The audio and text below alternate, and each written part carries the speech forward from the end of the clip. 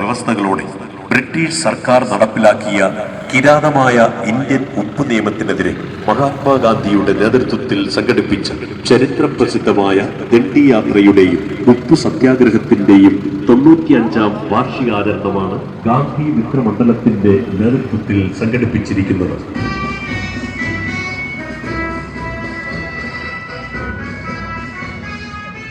പ്രതിമ അനാച്ഛാദനം ചെയ്യുകയും ആ അനാച്ഛാദനം ചെയ്ത വേളയിലാണ് ദണ്ഡി യാത്രയുടെയും ഉപ്പ് സത്യാഗ്രഹത്തിൻ്റെയും ഉദ്ഘാടനം കൂടി നടന്നത് എന്നത് ഏറെ ചരിത്ര പ്രാധാന്യം അർഹിക്കുന്ന ഒന്നായിട്ടാണ് ഞാൻ കാണുന്നത്.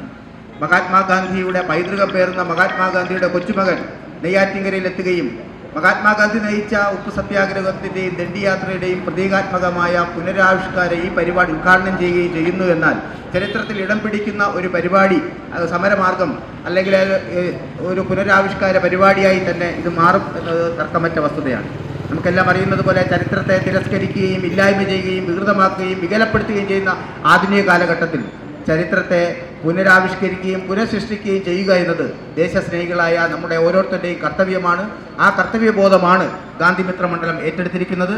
ഈ പരിപാടി ഇന്നിവിടെ ഉദ്ഘാടനം ചെയ്യുന്നത് ഏറെ അഭിനന്ദനായ റിട്ടയർഡ് ജില്ലാ ജഡ്ജ് ഏറെ സാമൂഹിക പ്രതിബദ്ധതയോടുകൂടി നീതിന്യായ വ്യവസ്ഥതയിൽ അദ്ദേഹം പ്രവർത്തിച്ചു എന്നതാണ് അദ്ദേഹത്തെ ഈ പരിപാടിയിൽ ക്ഷണിക്കുവാനും നമ്മുടെ ക്ഷണം സ്വീകരിച്ച് അദ്ദേഹം ഇവിടെ എത്തിച്ചേരുകയും ചെയ്തിരിക്കുന്നത്. ഇവിടെ ഏറെ ഔപചാരികതകളൊന്നും കൂടാതെ തന്നെ സ്വാഗതമോ മറ്റൊന്നും പറയാതെ തന്നെ അദ്ദേഹം നമ്മുടെ കൂടെ ഭാഗമാക്കാണ്. അദ്ദേഹം ഗാന്ധി മനസ്സുള്ള ഒരാളാണ്. അദ്ദേഹത്തിന് നിങ്ങളുടെ എല്ലാവരുടെയും പേരിൽ ഒറ്റവാക്കിൽ സ്വാഗതം പറയുന്നു. ഒപ്പം ഈ പരിപാടിയിൽ ഈ പദയാത്രയിൽ പങ്കെടുക്കുന്ന എൻ്റെ സഹോദരീ സഹോദരന്മാർ നിങ്ങളോടുള്ള തീരാത്ത കടപ്പാടും സ്നേഹവും അതോടൊപ്പം തന്നെ ആദരവും പ്രകടിപ്പിച്ചുകൊണ്ട് തന്നെ ഈ പരിപാടി ഉദ്ഘാടനം ചെയ്യുന്നതിലേക്ക് വേണ്ടി ഏറെ അഭിനന്ദനായ മുൻ ജില്ലാ ജഡ്ജ് ശ്രീ AK ഗോപകുമാർ സാറിനെ ഏറെ ആദരപൂർവ്വം ക്ഷണിക്കുന്നു. മഹാത്മാഗാന്ധി നിരവധി സമരമാർഗങ്ങൾ അവലംബിച്ചു. സത്യാഗ്രഹമായിരുന്നു അതിലെ സമരമാർഗത്തിലെ ഏറ്റവും മാധ്യമം. അതിലെ നിസ്സഹകരണ പ്രസ്ഥാനം, സിവിലാജ്ഞാ ലംഘനം, വിദേശ വസ്ത്ര ബഹിഷ്കരണം, ഇതെല്ലാം അദ്ദേഹം നടത്തിയ സത്യാഗ്രഹത്തിൻ്റെ ഭാഗമായി നടത്തിയ സമരമുഖങ്ങളായിരുന്നു. അതിലേറ്റവും പ്രധാനമാണ് ദണ്ഡി യാത്ര, ഉപ്പ് സത്യാഗ്രഹം. അതാണ് അതിൻ്റെ പ്രതീകാത്മകമായ ഒരു പ്രോഗ്രാമാണ് നമ്മൾ ഇന്നിവിടെ നടത്തുന്നത്. ഇതിൽ എല്ലാ ഗാന്ധി ഭക്തർ എന്ന ആഗോള ഇന്ത്യക്കാർ മുഴുവൻ ഇത് മനസ്സുകൊണ്ട് ഇത് അംഗീകരിക്കുമെന്ന് ഞാൻ പ്രതീക്ഷിക്കുന്നു. നമുക്ക് തുടങ്ങാം.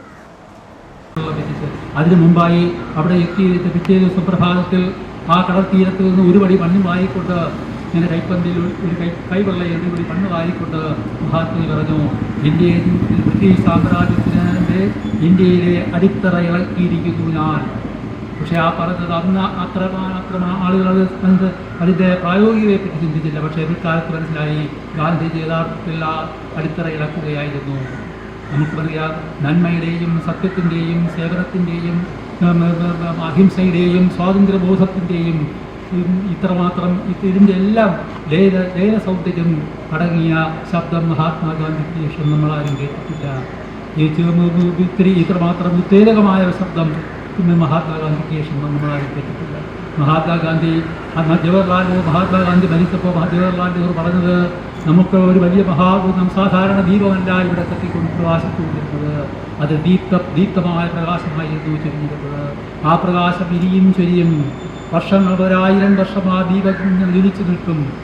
ആ ദീപം വരാനിരിക്കുന്ന എത്രയോ തലമുറകൾക്ക് വഴികാട്ടിയാകും. ശരിക്കും അദ്ദേഹം നെഹ്റു പറഞ്ഞത് ശരിയാണ്. കാരണം ഇന്നും ഇന്ത്യൻ ജനാധിപത്യത്തിൻ്റെ അന്ധകാരപ്രദമായ ഇടനാഴികളിൽ നാം കാണുന്ന അന്ധകാരമായ ഇടനാഴികളിൽ ഗാന്ധിയുടെ സ്വരൂപം, ഗാന്ധിയുടെ ആശയങ്ങൾ ഒരു ദീപസ്തംഭം പോലെ ജ്വലിച്ചു നിൽക്കുന്നു. അതിൽ നിന്നും നമുക്ക് മാർഗദർശനം നൽകുന്നു. മാത്രമല്ല, ഓരോ തൊഴിൽ കറുത്ത ശക്തിക്കും ആ ദീപത്തെ അടച്ചു കെളുത്താൻ കഴിയില്ല. ഒരു കൊടുങ്കാറ്റിനും മഹാത്മാഗാന്ധിയുടെ മഹാത്മാഗാന്ധി ആ ദീപസ്തംഭം ജ്വലിച്ചു നിൽക്കുന്നതിന് അസ്തമിപ്പിക്കാനും കൊടുങ്കാറ്റ് അണയ്ക്കാനും സാധ്യമല്ല. അതായിരുന്നു മഹാത്മാഗാന്ധി. ഒരുപക്ഷെ മഹാത്മാഗാന്ധി ഒരു ഇതിഹാസമായിരുന്നു നമുക്ക് പറയാം. അദ്ദേഹം ഒരു പാഠപുസ്തകമാണ്. വരുംകാല തലമുറയ്ക്കെല്ലാം പഠിക്കാനുള്ള ഏറ്റവും മഹത്തായ ഒരു പാഠപുസ്തകമായിരുന്നു മഹാത്മാഗാന്ധി. അദ്ദേഹത്തിൻ്റെ തുടങ്ങി വെച്ച കാരണം അദ്ദേഹം പറഞ്ഞതെല്ലാം ആ കാലത്തേക്ക് മാത്രമുണ്ടായിരുന്നില്ല, സർവ്വകാലത്തേക്കും പ്രസക്തമായിരുന്നു മഹാത്മാഗാന്ധിയുടെ ഓരോ വാക്കുകളും. ഇതുവഴി കടന്നു വരുന്നത്. ഇന്ന് വൈകുന്നേരം 5:30 പൂവാർ പൊഴിക്കരയിൽ എത്തിച്ചേരുന്ന പ്രസിദ്ധമായ ദണ്ഡി യാത്രയുടെ പുനരാവിഷ്കാരമായ ഈ യാത്ര കടൽ ജലം ശേഖരിച്ച് വറ്റിച്ച് ഉപ്പുണ്ടാക്കി പ്രതീകാത്മകമായി ഉപ്പു സത്യാഗ്രഹം നടത്തുന്നു. ഏവരെയും കാരണമായി നമ്മുടെ തൊട്ടടുത്തുള്ള തിരുമംഗലത്തുള്ള കൃഷ്ണൻ നായർ ഉൾപ്പെടെ 78 അംഗങ്ങളിൽ ഒരാൾ തിരുമംഗലം കൃഷ്ണൻ നായർ കൂടി ഉണ്ടായിരുന്നു എന്നത് നെയ്യാറ്റിൻകരക്കാരായ നമുക്ക് എല്ലാവർക്കും അഭിമാനിക്കാൻ കഴിയും. ധീര സ്വാതന്ത്ര്യ സമര സേനാനികളെ എല്ലാം അനുസ്മരിക്കുന്നതോടൊപ്പം തന്നെ ഉപ്പു സത്യാഗ്രഹത്തിൽ പങ്കെടുത്ത ധീരദേശാഭിമാനിയായ തിരുമംഗലം കൃഷ്ണൻ നായരെയും ഏറെ ആദരപൂർവ്വം സ്മരിക്കുവാൻ ഈ അവസരം വിനിയോഗിക്കുകയാണ്. ഈ പരിപാടി ഇവിടെ ഉദ്ഘാടനം ചെയ്തത് മഹാത്മാഗാന്ധിയുടെ ചെറുമകൻ തുഷാർ ഗാന്ധിയാണ്. Gandhi Mitramandalam chairman advocate P Jayachandran നായരുടെ നേതൃത്വത്തിൽ ഇതുവഴി കടന്നു വരുന്നത്. ഇന്ന് വൈകുന്നേരം 5:30 പൂവാർ പൊഴിക്കരയിൽ എത്തിച്ചേരുന്ന പ്രസിദ്ധമായ ദണ്ഡി യാത്രയുടെ പുനരാവിഷ്കാരമായ ഈ യാത്ര കടൽ ജലം ശേഖരിച്ച് വറ്റിച്ച് ഉപ്പുണ്ടാക്കി പ്രതീകാത്മകമായി ഉപ്പു സത്യാഗ്രഹം നടത്തുന്നു. ഏവരെയും കാരണമായി സ്വാഗതം ചെയ്യുന്നു.